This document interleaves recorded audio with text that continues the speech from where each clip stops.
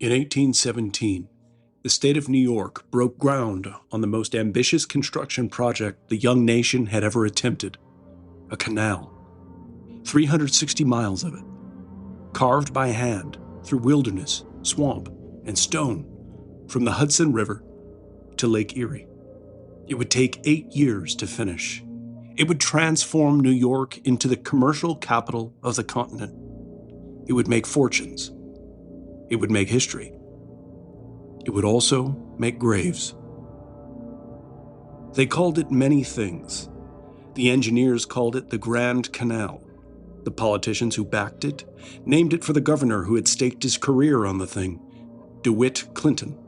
The politicians who despised him called it Clinton's Folly. The men who dug it had simpler names: the Ditch, the Cut. An estimated 1,000 men died building it. They drowned in the trenches. They were crushed under falling timber. Most of all, they died of fever. The men called it the Ague. It was malaria, bred in the marshes the canal cut through, though no one knew that yet. They shook. They sweated. Their skin went yellow. They were buried in scarcely marked graves along the banks, within the sight of the ditch that killed them. This story takes us to that time and place. Tonight, we dig. You're listening to Tonight's Terror, original horror stories to hear in the dark. Subscribe and share if you're a fan. And now, tonight's story. Patrick woke in the gray before dawn. He lay still a while. The shanty was his alone now. He looked at the other one across the dirt floor. Someone had stripped it to the rope. The ticking, the blanket, the footlocker at its foot, squared against the wall, shut. He looked at it for another moment. Then he set his feet on the cold floor and did not look at it again. Outside, the camp was already awake. A dozen shanties stood along the high ground above the cut, a cook fire going thin at the end of the row. Men were filing down to the work in the half-light. Patrick took his shovel from inside the door and went down with them. The ditch ran east and west past seeing. The engineers called it the Grand Canal. The men called it the Ditch. A few called it Clinton's Folly and meant it. They said it would join Albany to the lakes one day, 300 miles and more. But no man who dug it had laid his eyes on the hole. Patrick's gang had this half-mile and no other. East of their stake, another contractor's men worked ground Patrick had never walked. West of them, another still. Each crew knew its own stretch and two markers where a stranger's began. The engineers swore it would all meet up true, that it would be as packed with barges and boats as the Mississippi. The men dug either way. The work was mud. They cut the prism 40 feet wide. The water came up as fast as they bailed it out. They wheeled the spoil up the bank, dumped it, came down for more. The wet ground bred fever. Men went down with the ague, the shakes, the sweats, the skin gone yellow. Some got up from it, some did not. Those that did not were put in the ground near the cut. Their crew had been lucky. They'd only lost one man to the ague yet. The digging went on over the sound of the shovels that buried him. Patrick was not a large man, narrow through the chest, long-armed, the kind of build that wore out slowly. His shirt was linsey-woolsey, gone thin at the elbows and dark at the collar, with dirt that no longer washed out. He wore wool trousers held up with braces he'd mended twice with cord, and an older pair of boots he'd brought from Rochester. Cracked at the sole, the leather black and stiff with canal mud. A new pair waited under his cot back in the shanty, set aside for when these gave out. His hair had grown past his ears. He pushed it off his forehead with the back of his wrist and left a stripe of dirt there. He did not notice it. No one in the cut would have. By dark, Patrick's hands had stopped feeling the handle. This was the work. This was the everyday of it. Tomorrow, the same. The day after, the same, until his cot emptied too, paid off, moved on, carried off. He ate with the others at the cook fire and said little. The men around him were tired past talking. A few passed a jug. Patrick took it when it came and drank and passed it on. The whiskey was cut with water, and it tasted like the canal smelled, but it was warm going down, and that was enough. He went back to the shanty after dark. The other men had their own shelters, 2 and 3 to a structure, some of them only a canvas slung between poles.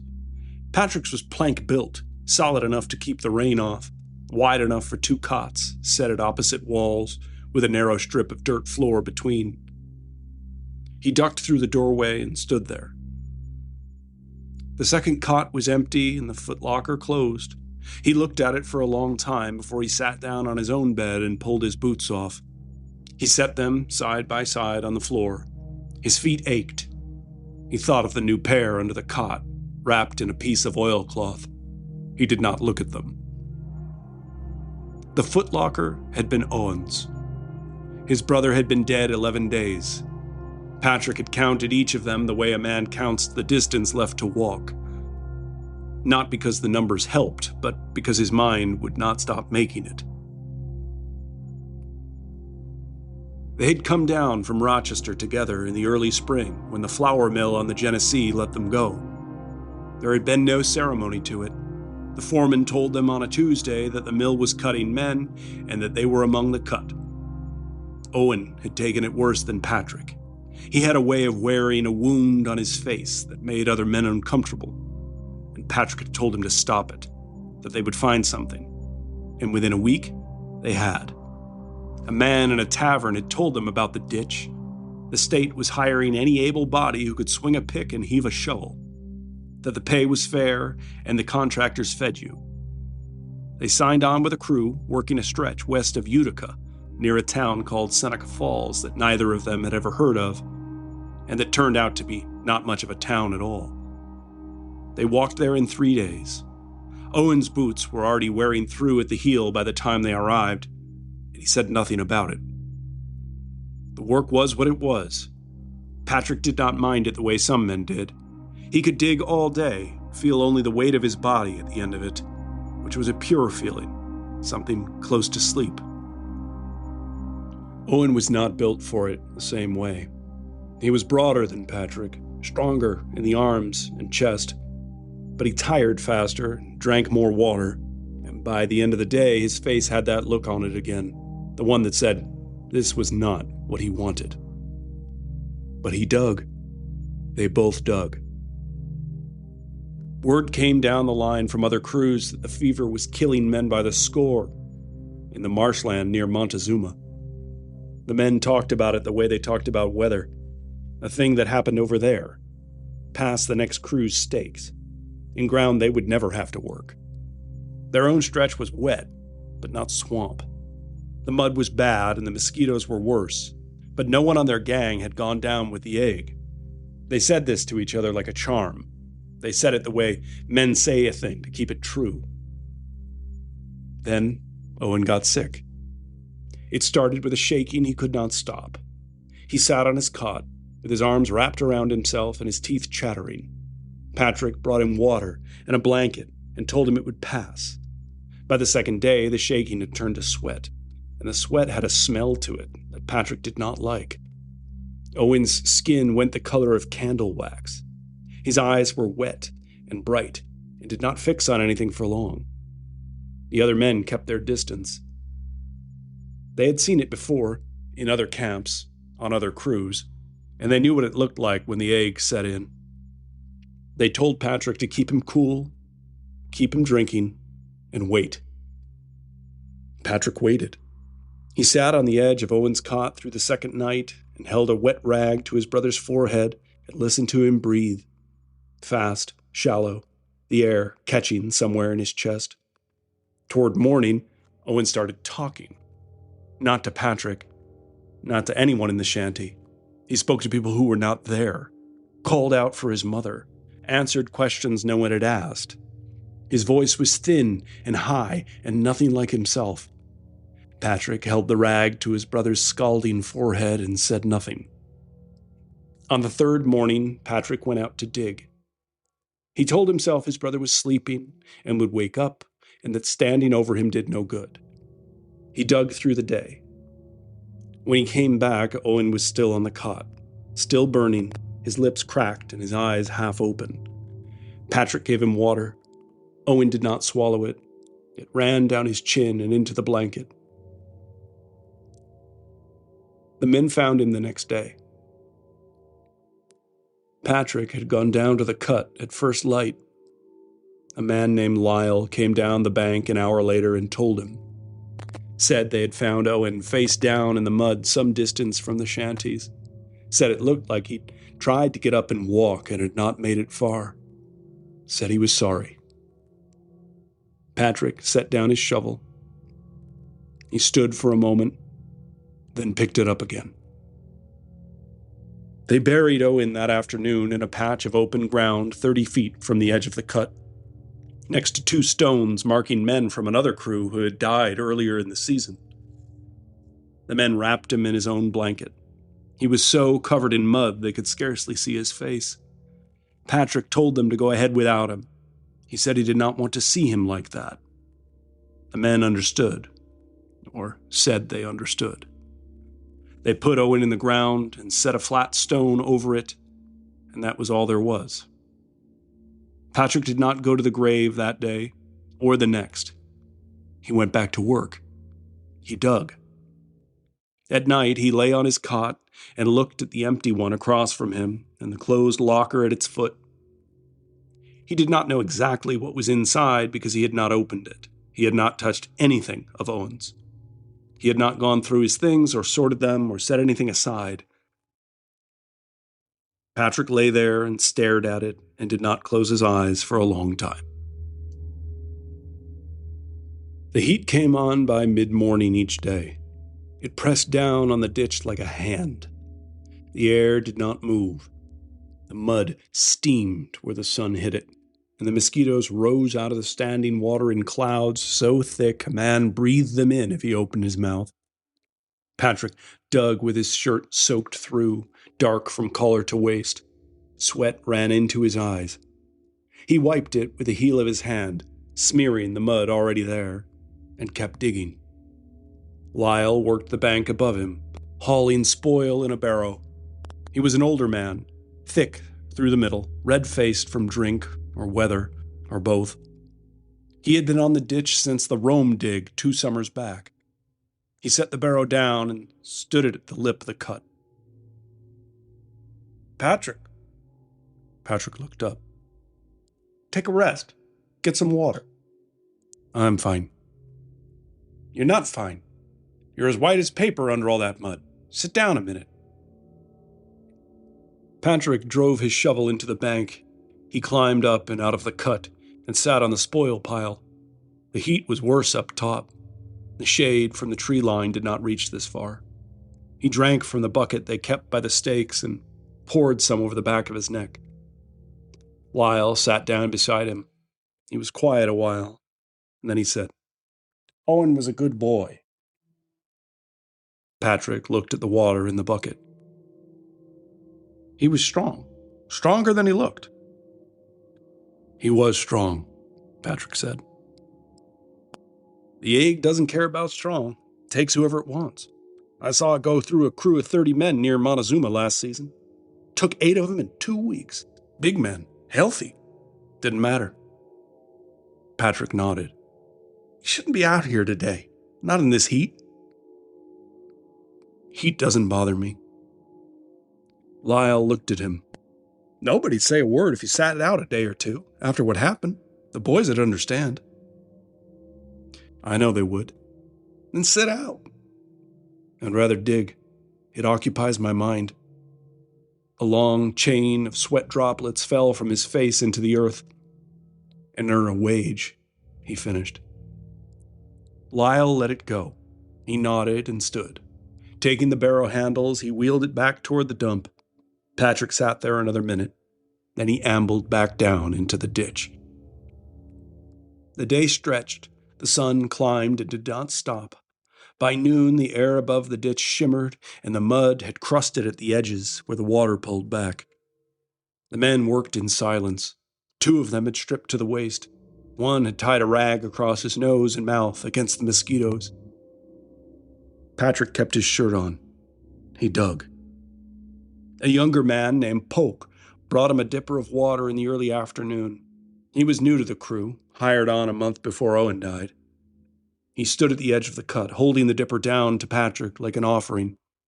"Here." Patrick took it and drank. "I didn't know your brother long," Polk said. "But he helped me true my barrel when the wheel was getting crooked. Didn't have to, just came over and did it."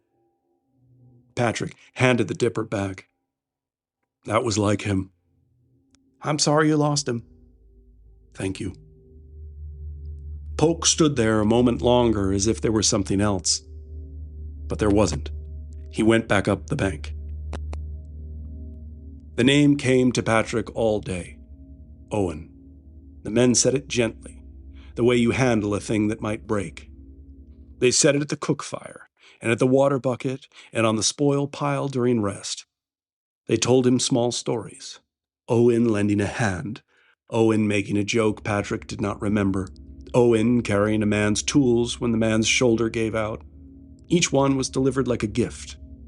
Each one expected something back from Patrick. A nod, a word, a softening of the face. He tried to give them what they needed. He nodded. He said the right things. He thanked the men who offered their stories and did not turn away from the men who gripped his shoulder as they passed. He wore the grief where they could see it, because there was nowhere else to put it down. The heat would break late. A wind came off the flats to the west, carrying the smell of standing water and cut timber. The sky went copper at the edges. The men climbed out of the cut one by one, tools over their shoulders, moving slow. Patrick was the last out. He stood at the top of the bank and looked down the length of the ditch. The long wound in the earth running east until the heat haze swallowed it. At the cook fire, a man named Garrity was telling a story about a mule that had wandered into the canal bed in the night. The men laughed. Garrity was good at this, at keeping camp loose. He saw Patrick come up and let the story finish, then caught his eye. "Sit down, Patrick. There's extra tonight." Patrick sat. Garrity handed him a plate of salt pork and boiled potato. The plate had been Owen's. Patrick knew it by the chip on the rim. He held it on his knee and ate. Nobody said anything about the plate. Maybe nobody remembered. Patrick remembered. He ate everything on it. He cleaned it with his thumb and set it on the ground beside him. The fire burned low. The men talked in murmurs. Someone mentioned tomorrow's dig, the section past the birch stumps where the ground was rockier. Someone else said rain was coming.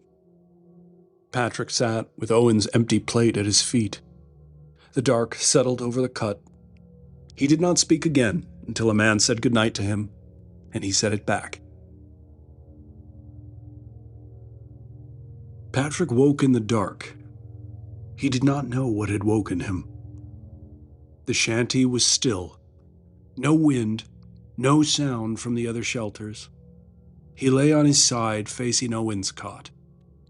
For a moment, less than a moment, the sliver of time between sleep and knowing, he expected to see his brother there, the shape of him under the blanket, the slow rise of his breathing. The cot was empty. The rope lattice sagged in the dark. The footlocker sat at its foot, closed. He knew he would have to open it sooner or later. His mother might want some of his things. An oppressive weight fell over him when he thought of his mother. He owed her so much, and he hadn't even told her that Owen had died yet. With a sigh, Patrick rolled over. Owen stood in the doorway. He was facing out, toward the cut. He did not turn. He did not move. His clothes were the ones they'd buried him in. The mud was still on them. It was still on his face, or what Patrick could see of his face in the dark. The side of his jaw, the line of his neck. His skin was the color it had been at the end, not the color of life. Then, the thing that looked like his brother moved. He reached for the shovel. It was where Patrick had left it, leaning against the frame just inside the door. Owen's hand came up slowly, his fingers closing around the handle. He held it the way he had held the shovel in the cut, loose, low, the short handle resting against his forearm. He held it like he meant to go down to the bank and dig, like the work was waiting, like no one had told him he was dead. The ghost put one hand gently to its forehead as if pained or trying hard to recall something. Patrick closed his eyes. He held them shut. He pressed them shut until the dark behind his lids turned red and flashed with pops of light. He did not breathe. He lay there with his face to the door, eyes sealed. He waited for a sound, a footstep, a voice, the scrape of a shovel blade on the dirt floor. Nothing came. He opened his eyes. The doorway was empty. The shovel leaned where he'd left it. The night air came through the opening, warm, carrying the smell of the canal. Patrick did not get up. He did not check the door. He lay on his cot with his eyes open until the gray came back into the sky. Then he put his boots on. He took the shovel from where it leaned. He wasn't sure what he was expecting to find, but he inspected it. The handle was cool and dry. He looked around the empty shanty, then turned and started down to the cut. The next morning was cool. Some rain in the night had softened the ground, which meant the digging went faster, but the spoil was heavier. Patrick worked the floor of the cut, driving his shovel under the top layer where the roots held. The roots were the worst of it. They laced through the mud like stitching, thick as a man's wrist in places, and every few feet the blade caught on one. He would work it loose with the edge of the shovel and cut through it, then dig again. The engineers wanted the prism cut 4 feet deep along this stretch. They were at 3. A team of men worked ahead of him, clearing stumps. They used axes and ox chains. When a stump came loose, the ground shuddered and the standing water in the cut sloshed up against the banks.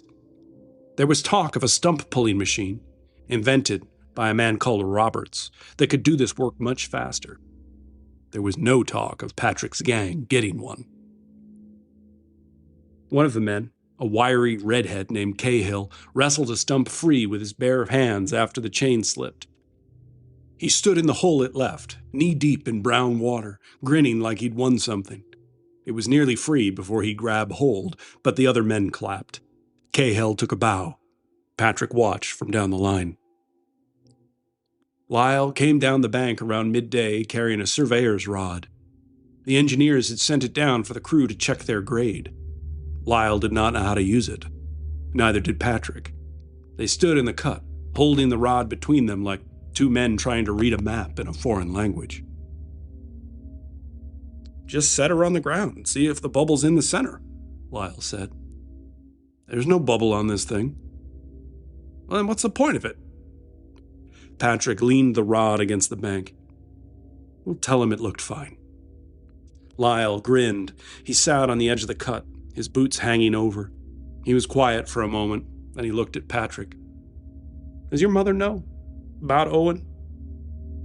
Patrick kept his eyes on the mud. "No." "You haven't written her?" "I haven't had the chance." "No, there's a post office in town. Man could walk there in an hour." "I know where it is." "I'm only saying she ought to hear it from you, not from some clerk or contractor." Patrick drove his shovel into the bank. "I'll go. Soon." Lyle nodded and stood up. He took the surveyor's rod and carried it with him back up the bank. Patrick watched him go. The afternoon wore on. A crew from the next section east came by on their way to a supply wagon that had bogged down on the towpath. There were 8 of them, strangers, carrying shovels and lengths of plank. Their foreman stopped to talk with Garrity. Patrick heard pieces of it. The section east had hit limestone a foot below grade. The foreman wanted to know if Patrick's crew had blasting powder to spare. Garrity said they did not. The foreman swore. The two men talked a while about the engineers, about the pace, about the rumor that the commissioners in Albany wanted the middle section open to boats by next year. Neither man believed it. They shook hands. The eastern crew moved on. Patrick climbed out of the cut when the light started going. He cleaned his shovel with a rag the way he did every evening. He wiped down the blade and checked the edge, ran the rag along the handle. Then he stood there. The other men were headed for the cook fire. He could smell the smoke and the salt pork. He did not follow them. He walked along the towpath instead, away from the camp, west, past the stakes that marked the end of their section. The graves were set back from the cut on a low rise 30 feet from the edge. There were 3 stones, 2 from men who died before Patrick's crew began this stretch. He did not know their names. The stones did not say. The third was Owen's. It was a flat piece of shale, no bigger than a man's hand, set into the dirt at the head of a shallow mound. There was nothing on it. No name, no date, nothing to tell a stranger who lay under it, or when he'd been put there. It looked like every other unmarked stone along the ditch. Patrick had seen dozens of them on the walk from Utica. He had not thought much about them then. He'd done his best to convince himself he hadn't seen Owen's ghost. That it had been a nightmare. Something he ate, maybe. Nonetheless, he scanned the trees and the slope behind him before turning back to the grave. He crouched down. The ground around the stone was soft from the rain. A weed had started at the base, and he pulled it out. From his pocket, he took a piece of charcoal he had picked up at the cook fire that morning. He held it the way a man holds a piece of chalk, between his thumb and 2 fingers, close to the tip. He set it against the face of the stone. Then he scratched out, Owen. The letters were uneven. The charcoal skipped on the rough grain of the shale. The W looked like 2 V's pushed together, and the end leaned like it was melting off the stone. He sat back on his heels and looked at it. It would wash off. The next rain would take it. He knew that. He turned the charcoal over in his fingers and then put it back in his pocket. He would pay a man to cut at the name into the stone, a mason if there was one in Seneca Falls. He would do it when he had the money. He would do it soon. He stayed there a while longer, the light almost gone. The cook fire glowed at the far end of the towpath. He could hear the men's voices. He looked at the name he had written on the stone, and then he stood up and wiped his hands on his trousers and walked back to camp. The next morning, Lyle did not tell him to rest. No one brought him a dipper of water. The men worked around him the way they always had, calling to each other across the cut, passing tools, cursing the mud. Patrick dug beside them. Nothing had changed except the space they gave him closed like a window. The comfort was over. He ate at the cook fire that evening. Garrity told a story about a horse that had kicked an engineer in Albany. The men laughed. Patrick laughed with them. A bit late. A bit forced. Garrity glanced at him. It was a short glance, but Patrick caught it. He looked down at his plate. That night, he lay on his cot facing the doorway. The shovel leaned against the frame where he'd always left it. The warm air came through the opening. He watched the doorway for a long time. Nothing stood in it. He rolled over. He rolled back. He watched until the dark blurred his eyes and ached from holding them open. Nothing came. He slept badly. He dreamed of things he could not hold on to. Voices, a road, someone walking behind him. He woke before dawn with his shirt soaked through and lay listening to the camp. A dog barked somewhere beyond the shanties. A man coughed. Patrick got up, put on his boots, took the shovel, and walked to the cut. The days blurred. The work never changed much. The mud, the roots, standing water. The men were worse. Or not worse, but different again. Polk passed him on the towpath without speaking. Cahill nodded but didn't stop. At the water bucket, Patrick stood beside a man whose name he did not know, a quiet man from the next shanty over. The man filled his cup and walked away without even looking at him. Patrick told himself it was nothing. Men on the ditch did not owe each other conversation. They were tired. They were hot. The work ground a man down to silence, and that was all there was. But he watched them. He could not stop watching them. At the cook fire, he studied their faces, looking for something. A turned shoulder, a lowered voice, a conversation that stopped when he came near. He found what he was looking for, or thought he did. Garrity spoke to Lyle by the water bucket. They were too far off to hear. Garrity looked in Patrick's direction. Lyle did not. Patrick's chest tightened. They were talking about him. He was certain. He forced himself to speak at the fire that night. He told a story about Owen. One he'd told before, about the time Owen fell asleep standing up in the flour mill and tipped into a grain bin. The men smiled. A few laughed. The story landed lighter than it had the first time. Patrick felt the difference. He pushed through it. He mentioned Owen twice more before the group broke up for the night. He said his brother's name the way the men had said it to him, gently, like a thing that might break. Walking back to his shanty, he felt sick, not from the food, but from the effort, from the weight of holding a face in place all day that did not belong to him. The nights were no better. He lay on his cot facing the door. He watched. The doorway stayed empty. He stared until his vision swam. Nothing. He closed his eyes and opened them. The shanty was quiet. The footlocker remained at the foot of Owen's cot, shut. He slept. He woke. He slept again. And each time he woke, he checked the doorway first. Each time it was empty. He worked through the day. He spoke to Lyle. He made himself useful. He carried Cahill's tools when Cahill cut his hand on a root. He volunteered for the spoil run, the worst job, the one no man wanted. The men noticed. They nodded. The space around him loosened, half an inch. That night, he lay on his cot, and he did not face the door. He was tired of watching for something that would not come, and he closed his eyes. He heard it before he saw it. A rustling, the sound of cloth being moved, of something being lifted and set down.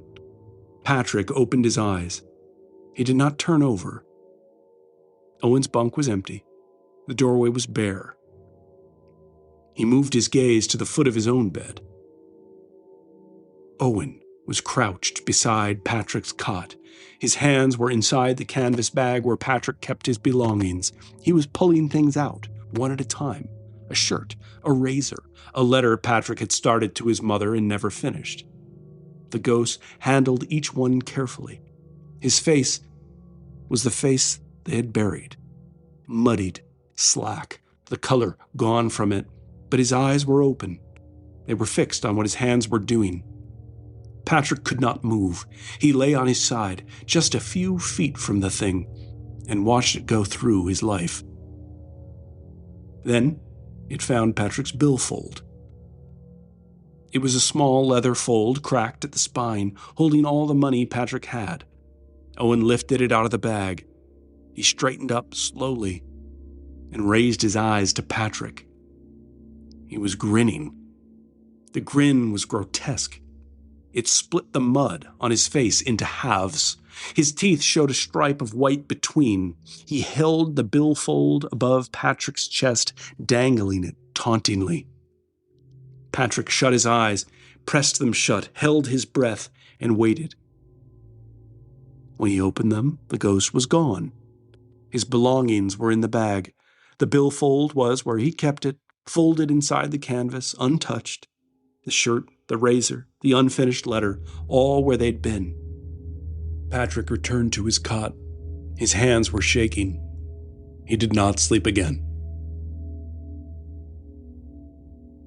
He asked Garrity for the morning off.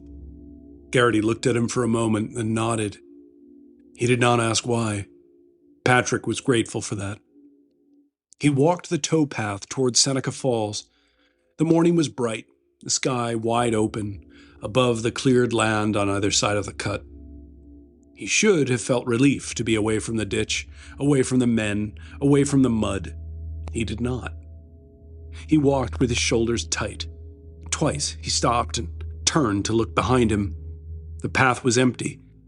A stand of birch, a pile of brush the clearing crew had left. Nothing else. He had never seen the ghost in daylight. He reminded himself of that. It did not help. Something in the quality of the air had changed since the billfold incident. The feeling of being watched had followed him out of the shanty onto the road. It would not lift. Seneca Falls was not much. A handful of buildings along the river, a mill, a church with no steeple. The post office shared a room with a general store on the main road. Patrick ducked in through the door, and a bell rang above him. The storekeeper was behind the counter, sorting something into wooden bins. Patrick had finished writing the letter to his mother the night before. He had kept it short. He told her Owen had taken ill with the ague. He told her Owen had died. He told her the men had buried him near the canal. He did not tell her much else. He had stared at the page a long time before folding it. There was so much the letter did not say that the few things it did say looked small on the paper. He paid the postage and handed it over. The storekeeper took it without comment. Patrick remained at the counter. "Anything waiting for me?" he said. "I'm Ahern, Patrick Ahern." The storekeeper turned to the bins behind him. He thumbed through a stack of letters, pulled one free, and held it out. Patrick's breath caught in his chest. There were only two people who knew how to reach him at Seneca Falls. One was his mother, and he could already see the writing on the envelope wasn't hers. The envelope felt heavy. The handwriting on the front was not a hand he knew, but the name above the return address was one he recognized. He read it twice. The letters seemed to sharpen on the paper. The sounds of the store, the bell, the storekeeper moving behind the counter, a woman speaking outside, went distant, as though heard from underwater. He did not open it. He folded the envelope and put it inside his shirt against his chest. He could feel it there, stiff and warm against his skin. "Thank you," he said. His voice sounded strange to him. The storekeeper nodded. Patrick turned for the door. He passed a man coming in and did not look at him. Outside on the road for a moment, blinking in the sun, he stood. He looked left and right. A cart moved along the road to the south. Two young boys sat on a fence rail across the way watching a cat saunter past. No one was watching Patrick. He walked back to camp faster than he had come. He did not open the letter until he was back in the shanty with the door flap down. He sat on his cot and pulled the envelope from inside his shirt. The paper was damp from his sweat. He turned it over and broke the seal with his thumb. The letter was short. The language was not. Words like obligation and forfeiture and consequent action. But beneath the dress of it, the meaning was plain. Patrick owed a debt. The debt was overdue. The man who held it was losing patience. Patrick knew the man did not work at a bank. He knew it when he took the loan. A real bank would never have given him credit. The letter did not say what would happen next. It did not need to. The name at the bottom was Phelps. Patrick laid the letter beside him on the cot. He sat there for a long time. It had started in Rochester, before the mill, before any of this. A man Patrick knew from a tavern had offered him a share in a cargo venture. Goods moving up the Genesee, a sure return. Patrick had put everything he had saved from 2 years of mill work. The venture failed. The goods were lost, or stolen, or had never existed. The man from the tavern disappeared. Patrick was left with nothing. He should have stopped there, but he didn't. He went to the card tables instead, blackjack, looking to win back what he'd lost. He lost more. He borrowed to cover losses. He lost the borrowed money too. The debt compounded. Interest grew on interest. The men he owed sold his debt upward until it sat in the hands of a man named Phelps, who owned a lending house on State Street, and who did not lose money. Phelps gave Patrick a choice: pay what he owed, a sum that had grown beyond anything Patrick could earn in a year, in 5 years, or put up collateral to buy time. Patrick had nothing to put up. Nothing except the deed to his mother's house on Lark Street. She had signed it over to him 2 years prior, so he could manage her affairs while her eyesight failed. He took it from her desk while she napped one day. He signed the papers in Phelps' office on a Tuesday afternoon. The clerk didn't look him in the eye. That should have been the end of it. Time bought, payments to be made, the house safe as long as the money came. But Patrick could not make the payments on a mill wage. And when the mill let him go, he could not make them at all. The night before he left Rochester for the canal, Phelps' men found him. There were 3 of them. They came to the boarding house where Patrick and Owen were packing their things. They did not knock. They stood in the room, big men, calm, the kind of calm that comes from knowing no one could rush them. They told Patrick that Mr. Phelps expected regular payments, regardless of where Patrick chose to work. They asked where he was going, and Patrick told them. They asked how he could be reached. Patrick said Seneca Falls. They left without another word. Owen had been sitting on his bed through all of it. He did not speak until the men were gone. Then he looked at Patrick with a face Patrick had never seen on him before. Patrick told him everything: the investment, the cards, the debt, the deed, their mother's house.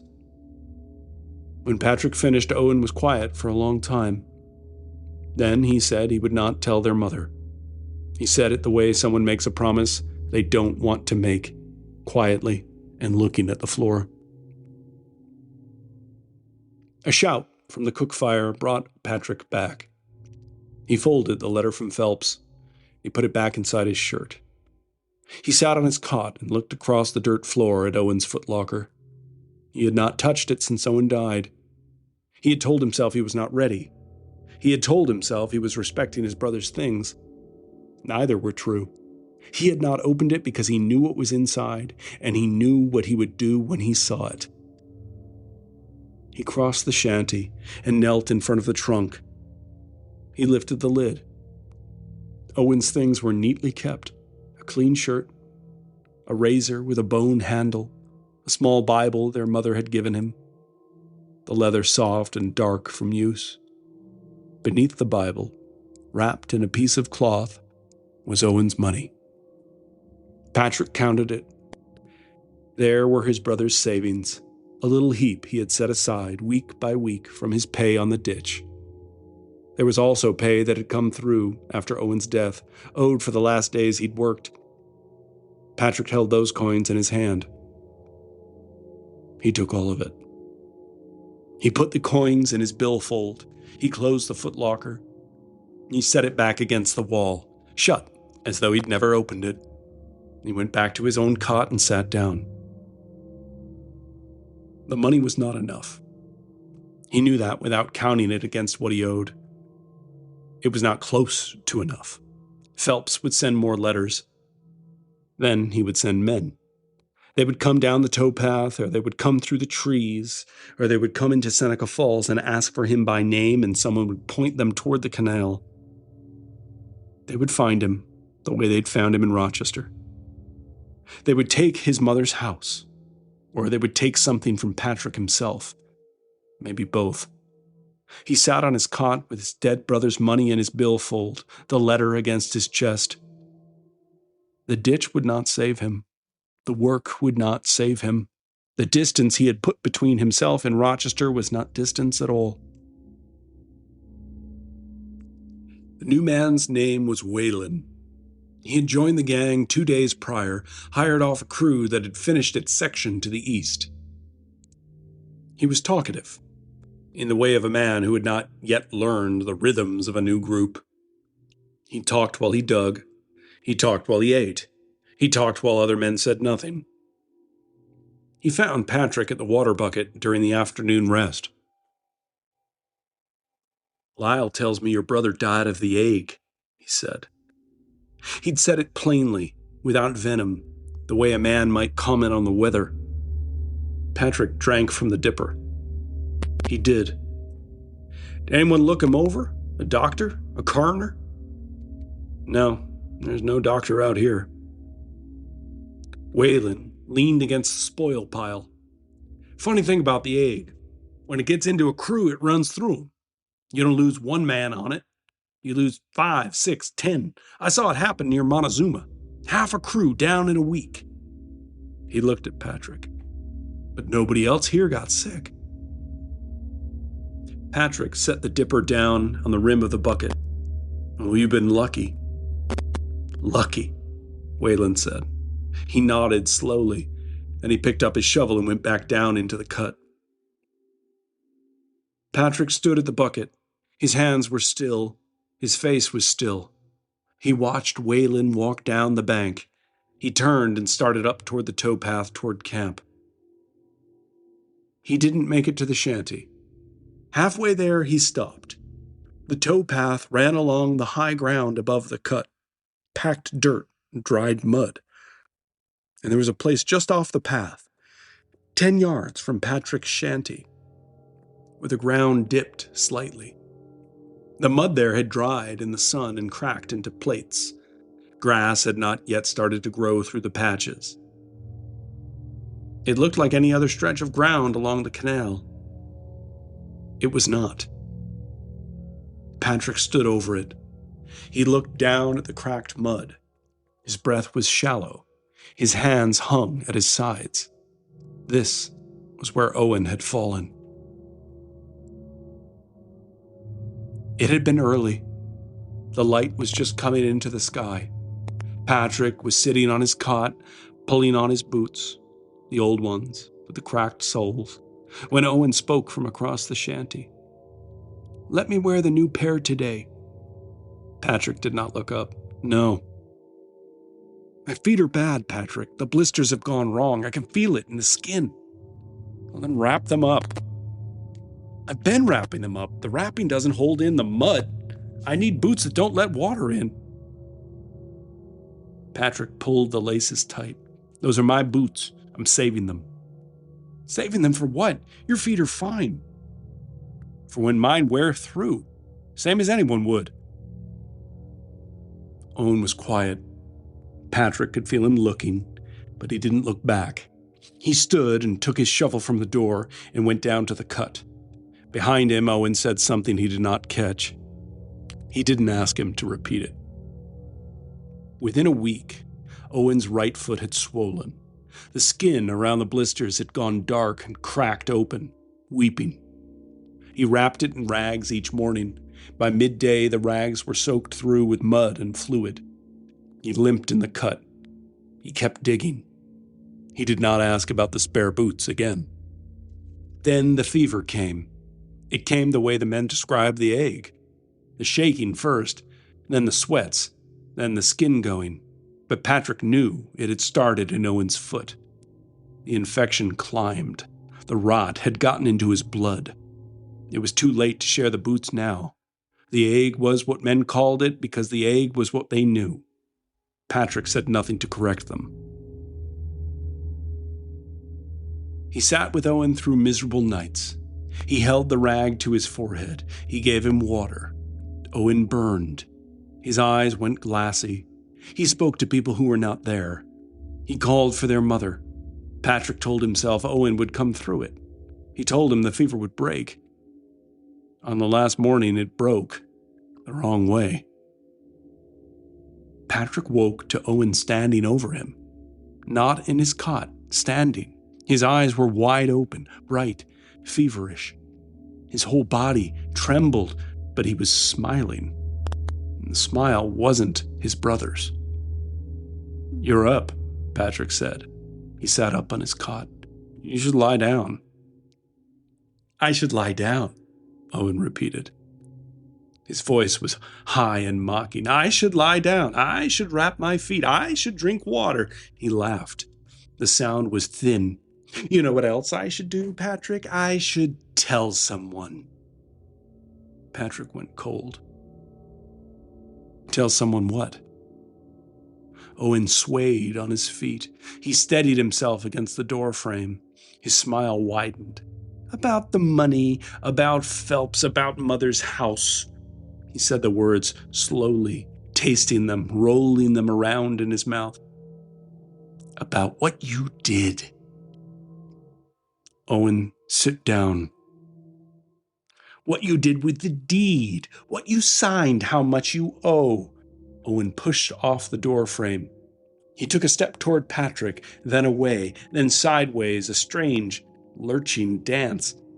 "She doesn't know, does she? Mother doesn't know. Nobody knows." His voice was rising. "Nobody knows what you are." "Owen, keep your voice down." "Why? Who's going to hear? The boys? Let them hear." He turned toward the door. "Let them all hear what Patrick Ahern did to his poor old mother." His voice was a twisted, crooning song. Patrick was on his feet.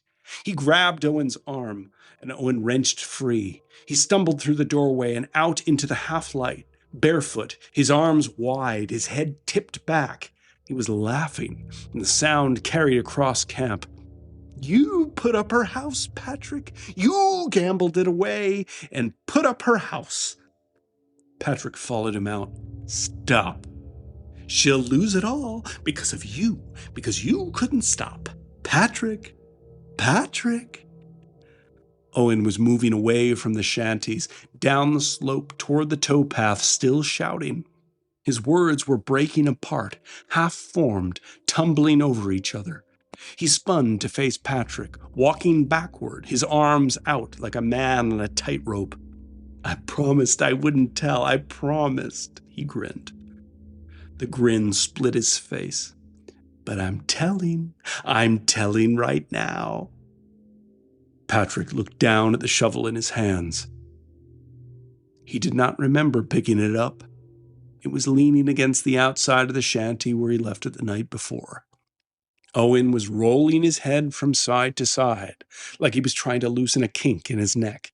He was starting a new string of taunts. "Blackjack, right, Patrick? Blackjack Pat. Blackjack Pat." Patrick swung the shovel. The flat of the blade caught Owen across the forehead. The sound was dull and heavy. Owen stopped. His mouth stayed open. His eyes stayed open. He stood there for a moment, perfectly still, as if the blow had not yet reached him. Then his knees folded. He went down into the mud. Patrick stood over him. Owen was on his knees, his hands in the mud, his head hanging, and he was still talking. The words came out, broken, half-voiced, aimed at the ground. "Blackjack, you won." "Enough." Patrick turned and began walking away. "Get yourself back in bed." He walked down the towpath toward the cut. The morning was coming in. The light was gray. He could hear Owen behind him, still gibbering in the mud. The sound grew quieter as Patrick walked. Then it stopped, or the distance took it, and Patrick did not turn around. He went into the cut, and he dug. An hour later, Lyle came down the bank. He told Patrick they'd found Owen face down in the mud. He said it looked like he'd tried to walk and had not made it far. He said the egg had taken him. He said he was sorry. A crow called from the tree line and Patrick blinked. He was standing on the towpath looking down at the cracked mud where his brother had fallen. The grass was coming through. In a season, it would cover the spot entirely. No one knew what had happened here. At least no one knew yet. He heard Waylon's voice in his head. Nobody else here got sick. Patrick turned away from the spot. He walked to his shanty. He sat on the cot. He did not go back to the cut that day. Patrick sat on his cot. He sat through the afternoon, through the evening, through the sounds of the men coming up from the ditch. He did not eat. He did not light the lamp. He sat in the dark with his hands on his knees and waited for whatever was coming. There were only two ways it could end. Phelps' men would come for the money he did not have, or the police would come, asking questions about Owen, about the egg that only took one man, about the mark on his forehead no one had seen because no one had looked under the mud. He did not know which would come first. He did not know which was worse. Sometime in the night, he lay back on the cot. He did not decide to sleep. His body decided for him. He lay there with his boots still on and the dark took him. Patrick didn't dream of the canal. He didn't dream of the debt. He dreamed of Owen's ghost standing in the doorway, reaching for the shovel. And this time Patrick did not close his eyes. He watched his brother take it. He watched him step through the door and into the dark. Patrick wanted to follow. He wanted Owen to turn and look at him, to come back, to finish him, to drag him away into the mud. But the ghost did not come back. Patrick slept. He woke to a voice outside the shanty, bright light through the doorway. Morning. "Hey, Patrick." It was the head engineer. "These men just come. They say they're here for you."